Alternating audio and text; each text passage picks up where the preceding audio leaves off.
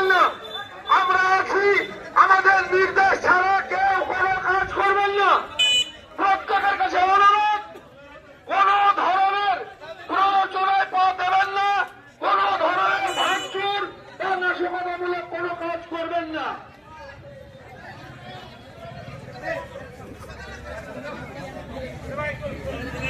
এই বন্ধু, আমরা কর্মীদেরকে বলবো শান্তভাবে আপনারা বসে পড়ুন। আমাদের সম্মানীয় নেত্রী সাহানি সুন্দর মহাশয় আছে, তার নির্দেশের বাইরে কোনো রকম কাজ করবেন না। সমস্ত লোককে আহ্বান করছি, আপনারা এখানে চলে আসুন।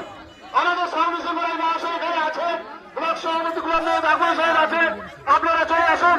সকলে শান্ত হয়ে বসে যান, শান্তপূর্ণভাবে আন্দোলন শুরু করবেন। যারা টোটোটা নিয়ে গেছেন টোটোটা নিয়ে আসুন। আমাদের তৃণমূল কংগ্রেসের কর্মী সমাজে বলবো